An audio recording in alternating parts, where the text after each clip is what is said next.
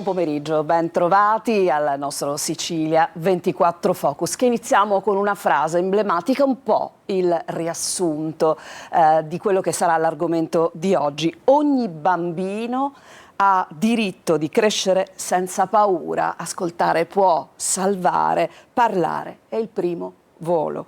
Bambino, paura, ascolto e volo. Sono le parole chiave di questo nostro incontro di oggi, per il quale do il ben trovato agli ospiti il professore Giuseppe Ettore, alla mia sinistra, direttore del Dipartimento Materno Infantile dell'Arnas Garibaldi di Catania. Ben trovato, professore. Grazie. E alla mia destra il dottore Antonino Palermo, direttore dell'Unità Operativa Complessa di Pediatria dell'Arnas Garibaldi. Grazie per essere qua a parlare di bambini e a parlare della paura, della violenza che si consuma molto spesso silente nelle case, nel luogo dove in effetti ci dovrebbe essere maggiore cura, maggiore attenzione, maggiore conforto. Eppure è una situazione che emerge ed emerge spesso per i medici nel confronto diretto con il pronto soccorso e con una serie di figure che sono state messe in campo proprio all'Arnas Garibaldi per dare vita a un progetto multidisciplinare. Professor Ettore, di cosa si tratta? Beh, è un progetto che vuole mettere al centro il tema della violenza sui bambini, anche perché il Garibaldi è attivo un pronto soccorso pediatrico che è il secondo della Sicilia, è uno dei più grandi pronto soccorsi pediatrici del meridione, con oltre 35.000 accessi l'anno. E questo ovviamente dà una precisa indicazione sul fatto che comunque registriamo al pronto soccorso, tra l'altro negli ultimi tempi anche in crescendo, un numero di bambini che arrivano con ovviamente delle lesioni e a volte vengono sospettate perché sono anche camuffate, ma di fatto poi con l'azione meravigliosa degli infermieri al triage che abbiamo formato proprio per questa indicazione e anche dei medici, e così riesce poi a comprendere che dietro quella lesione, quel piccolo trauma, c'è invece tutta una storia familiare. Ecco, dottore Palermo, noi abbiamo detto violenza, ma parliamo anche di incapacità di accudimento, no? Di mancanza basilare nell'accudimento. Quindi molto spesso non è un discorso solo di violenza fisica quella che emerge magari in modo anche più eclatante, più chiaro, ma anche ci sono dei segnali quando si presentano al pronto soccorso, nel vostro reparto poi direttamente, dei bambini piccolissimi, è così? Sì, certo, diciamo che la violenza si nasconde sotto tanti aspetti. Quella fisica, diciamo, è quella più evidente, quella che si vede, quella che ci accorgiamo anche presto, no? Perché vedi un bambino con un'ecchimosi e ti viene un dubbio.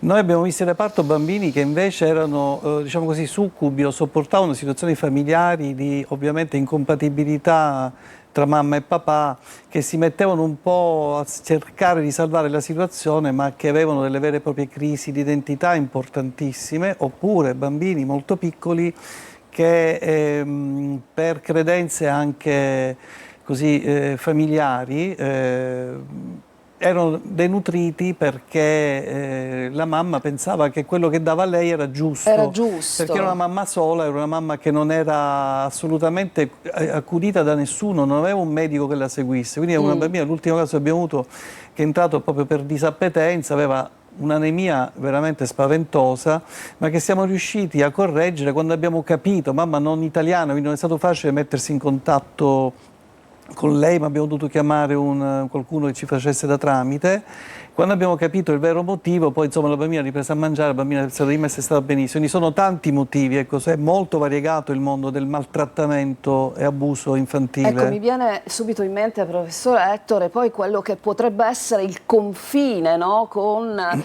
diciamo una colpa in termini proprio diciamo legali, nel senso quando poi viene anche chiamato in causa il Tribunale dei minori in certe occasioni, non forse in questa, perché qua c'era proprio un problema di non conoscenza, no? Della capacità e della possibilità di nutrire. Questo è il confine più complesso, perché che tra l'altro ha disincentivato negli anni anche la disponibilità dei medici a essere molto solerti nel denunciare determinati scenari.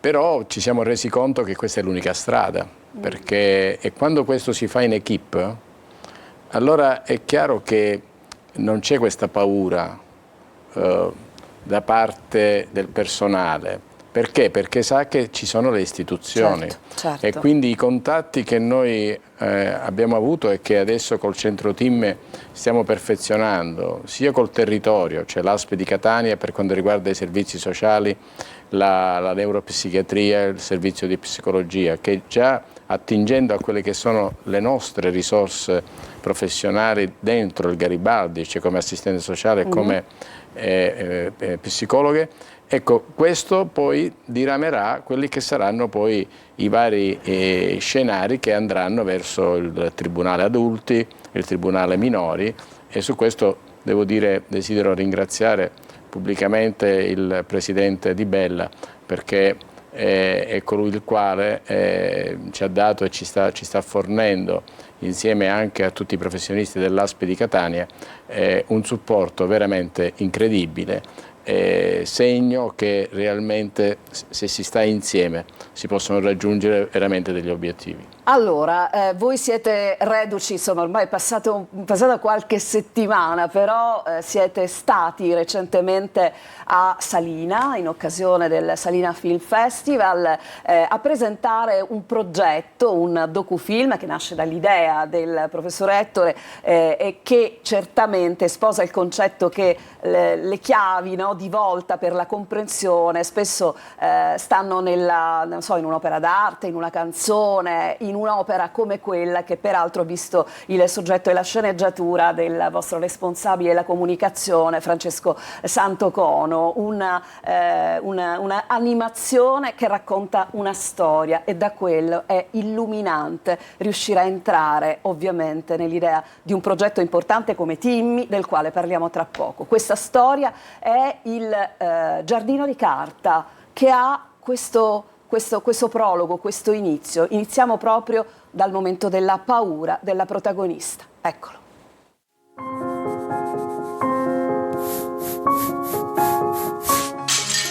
Basta! Qui si fa come dico io. Questa è l'ultima volta. Non ti sopporto più! Così mi fai male, ti prego, basta!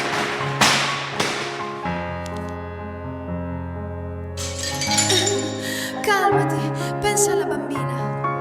Non aver paura, non aver paura, non aver paura, non aver paura, non aver paura.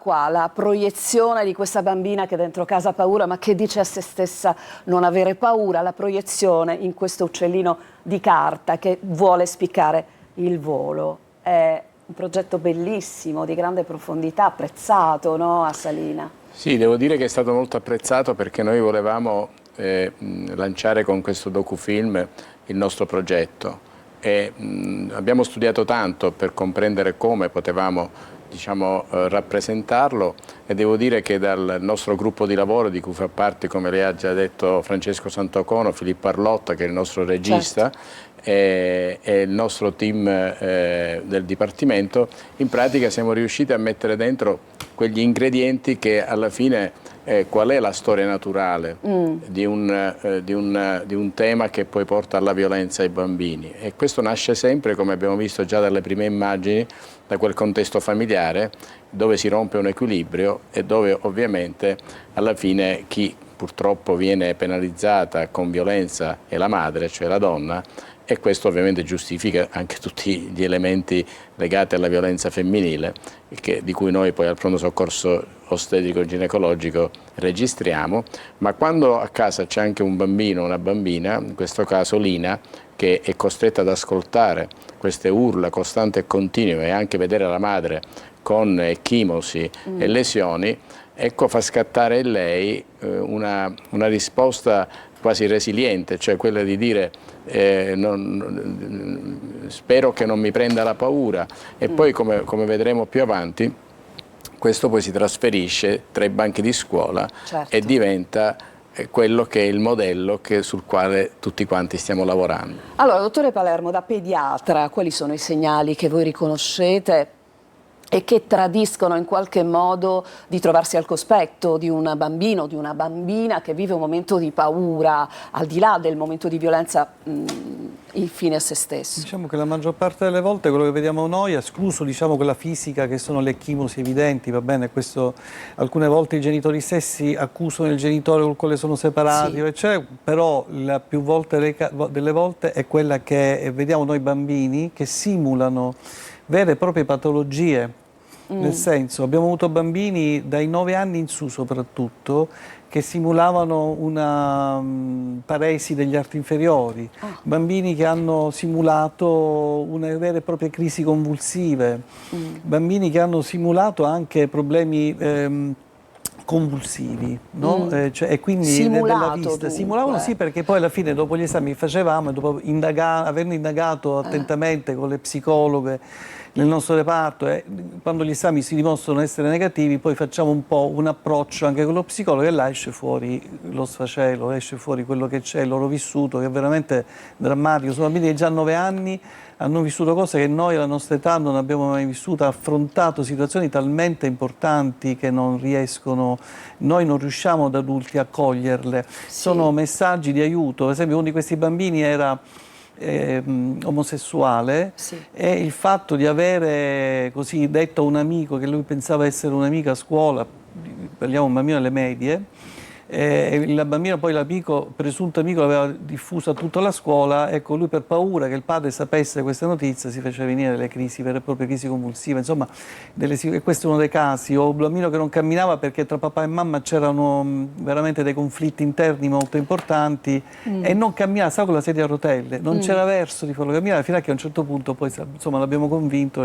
Quindi sono storie che noi abbiamo visto nel nostro vissuto, ecco perché dice il professore l'ambulatorio Timmi. L'ambulatorio Timmi è una realtà che è già partita da noi, perché poi noi abbiamo dato assistenza, noi abbiamo un gruppo anche di assistenti sociali all'interno del nostro ospedale che ci ha aiutato a dirimere situazioni veramente molto importanti e a trovare poi la giusta collocazione di questi minori, perché non sempre restano in famiglia, quando le situazioni sono molto gravi poi appunto interviene il magistrato ed è in qualche modo, insomma, c'è una separazione che non è una separazione punitiva, ma proprio per lo spirito della legge, per cercare di tutelare il minore, perché la legge che abbiamo noi è una delle migliori leggi del mondo ed è veramente tutelato il minore. Quindi in realtà emerge il fatto, professor Ettore, che il maltrattamento nei confronti dei minori non è solo un problema sanitario, diventa un problema sociale, no?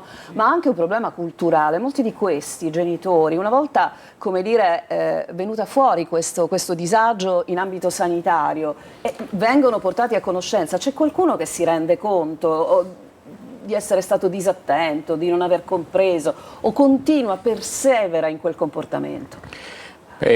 Chiaramente quei casi che fino a quando non vengono all'evidenza dei servizi sociali, dove chiaramente intervengono in maniera, devo dire, appropriata per entrare in questi scenari familiari complessi, difficili, perché poi ovviamente si tratta di scenari legati alla madre sola o separati o il papà in carcere, e quindi diciamo i scenari sono sempre quelli, sono sempre quelli. Il problema è che purtroppo abbiamo visto che la violenza a questi bambini che subiscono violenza purtroppo trasmettono violenza e questo è l'elemento grave che stiamo registrando. Al pronto soccorso, che è diretto dalla dottoressa Leocata, il pronto soccorso pediatrico e in pediatria, loro registrano violenza da bambini a bambini.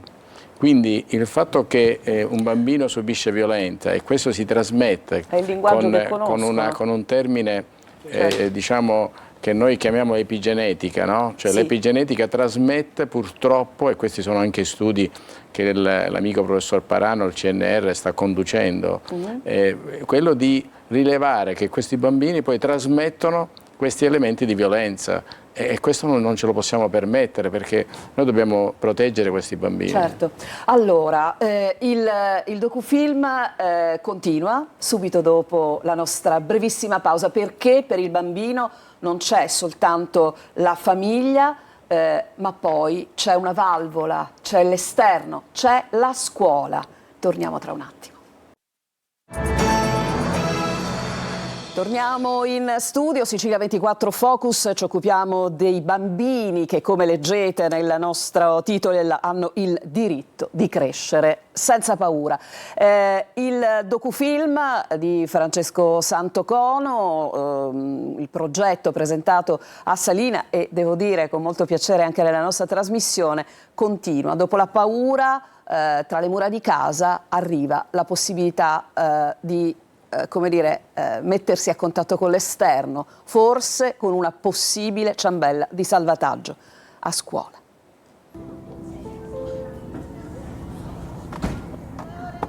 Posso vederlo? Solo se vuoi.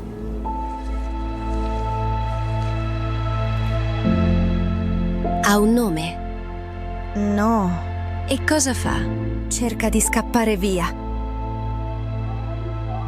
Io in questa casa non ci sto più.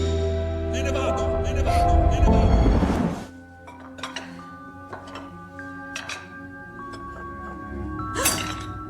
Dov'è la bambina? Perché è ancora sveglia? Sta finendo i compiti. Sta perdendo tempo con i suoi stupidi disegni. Vai in camera, tesoro. Sempre a perdere tempo anziché studiare.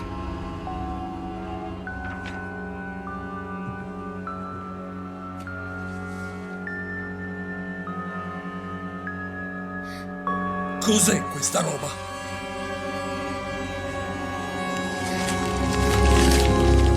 No! Vai in camera.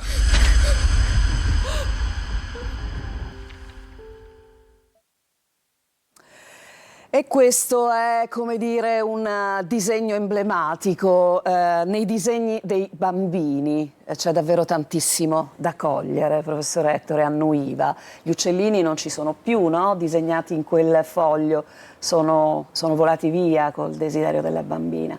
Dovremmo stare molto attenti ai disegni dei bambini in generale. Infatti Lina, questa bambina, a un certo punto scrive aiuto.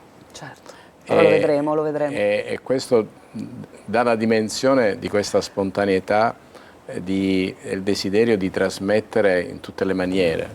Ecco perché la scuola rappresenta la seconda famiglia, e lì gli insegnanti sono sempre, devo dire, molto attenti ad ascoltare. Ma proprio su questo, tra l'altro, noi abbiamo dato la nostra disponibilità proprio per realizzare continui un progetto che possa allargare, devo dire, in maniera organica e non a spot, quello che è la formazione, perché anche elementi così particolari devono essere attenzionati con occhiali diversi. Certo. Perché a volte possono passare anche inosservate, può essere solo svogliatezza, indifferenza, non partecipazione alle lezioni, ma scavare dentro ci vuole tempo, ci vuole attenzione, ci vuole anche capacità da parte degli insegnanti.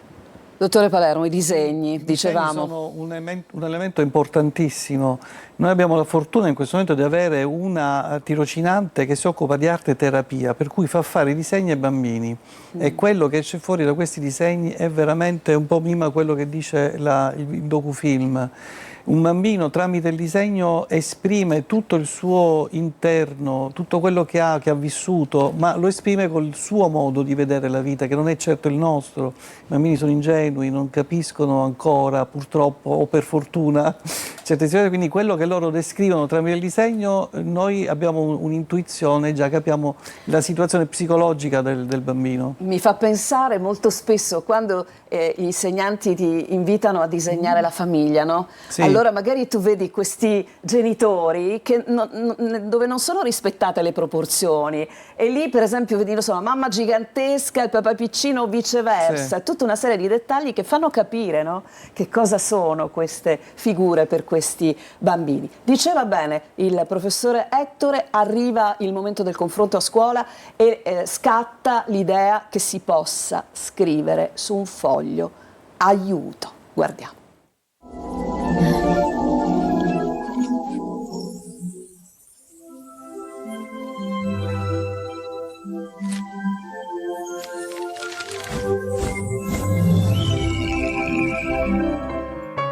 In tutti i casi nei quali ci ritroviamo a parlare di violenza domestica, diciamo un po' la stessa cosa: parlare, confrontarsi, chiedere aiuto, professore.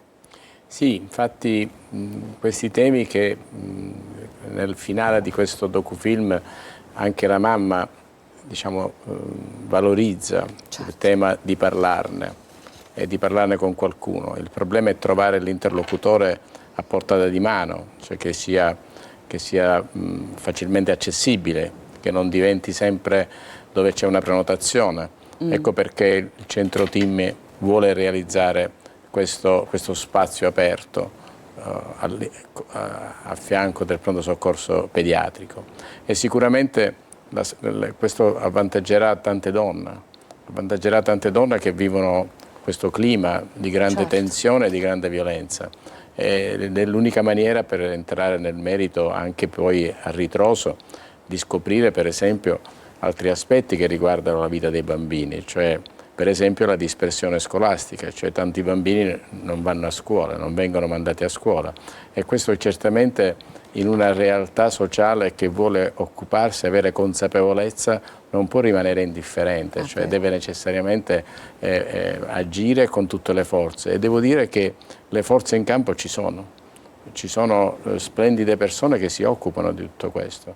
E quello che noi abbiamo chiesto come azienda Garibaldi, Fondazione Salute e Cultura, è quello di mettere insieme in rete tutte queste forze e cercare che ognuno con un proprio compito, ma questi compiti che vengono a legarsi a conoscere quello che fa anche l'altro, in modo tale che non diventi semplicemente un'azione separata. Quindi noi siamo disponibili a fare formazione con le scuole, siamo disponibili ad andare dalle istituzioni, cioè alle procure, al tribunale. Loro sono assolutamente adesso autonomi. Il progetto del Presidente Di Bella, Liberi di Scegliere, è un bellissimo, straordinario progetto che già ha preso piede qui in Sicilia e che diventerà, credo a breve, anche una legge dello Stato. Quindi noi vogliamo creare attraverso, e questo era il motivo per cui abbiamo presentato a Salina questo docufilm, cioè il tema in questo momento è creare consapevolezza, creare quella sensibilità che deve essere a 360 gradi, cioè non può essere esclusivamente dei medici o degli infermieri in ospedale o dei giudici o degli avvocati o dei magistrati, ma deve essere tutto il sociale, cioè chiunque osserva anche per esempio negli ambienti dello sport, no? Che sono anche ambienti a volte problematici. Ecco, io credo che su questo tutti quanti dobbiamo avere questa alta sensibilità. Insomma, d'altra parte non a caso Timmy non è il nome di un animaletto, ma è ovviamente un acronimo che racconta il Team Interdisciplinare Maltrattamento Minori. Possiamo, oltre che vedere, lo dico alla mia regia, anche uno scatto di quel momento di Salina, così tanto per ricordare, c'è anche il vostro direttore al centro, c'è Francesco Santocono, c'è il professore Ettore. Dicevo, certamente dobbiamo cercare di dare anche una concretezza a quello che stiamo raccontando, perché magari le persone che ci seguono dicono bene, bello, ma se volessimo andare, portare un bambino, se una persona vicina di casa, se una situazione, no, sente qualcosa, cosa deve fare? professore? Come si deve muovere in questo senso? Ecco, stiamo cercando di definire e perfezionare proprio questo aspetto, cioè del contatto, quindi avere una mail e avere un numero di telefono dedicato, perché purtroppo la vita dell'ospedale la conosciamo, è una vita molto complessa, molto intasata, sì. Quindi allora bisogna avere un operatore e qualcuno che ascolta e che legge i comunicati, e questo sarà il passo per cui noi taglieremo finalmente il nastro del centro TIMMI, perché il rapporto con l'utenza, ma non con l'utenza che ha bisogno di una prestazione sanitaria, ma l'utenza che ha bisogno anche di essere ascoltata, perché è chiaro che questo valorizza realmente questo progetto, perché i bambini col braccio rotto, con l'ecchimosi, non è che siamo bravi, no? Perché quelle arrivano. Certo. E tra l'altro questo progetto ci metterà in rete anche gli altri pronto soccorsi pediatrici e reparti di pediatria. Perché? Perché purtroppo abbiamo visto che a volte questi bambini una volta vengono portati al Garibaldi, un'altra volta vanno al San Marco, un'altra volta vanno al Cannizzaro o al Cireale. Quindi diciamo che la consapevolezza da parte di chi li porta c'è, ecco, mettiamola proprio così, quindi non è proprio un gesto fatto a caso, molto spesso ci si rivolge all'ospedale più vicino alla propria abitazione, quindi questa sorta ha detto proprio una cosa emblematica il professor Ettore, insomma, che ci illumina da questo punto di vista. Il nostro tempo è finito, io vi ringrazio moltissimo per essere stati con noi e vi chiedo di poter usare davvero anche la nostra rete, i nostri spazi per raccontare altri step di questo progetto importantissimo di grande civiltà e di grande aiuto, perché ci sarà innanzitutto l'ascolto e poi la cura. Grazie a tutti voi per averci seguito, grazie professor Ettore, grazie Tony Palermo, ringrazio ovviamente sempre l'ospedale, l'Arnas Garibaldi e Francesco Santocono che insomma tormento con tutte le mie richieste ogni volta. Grazie a tutti voi per averci seguito.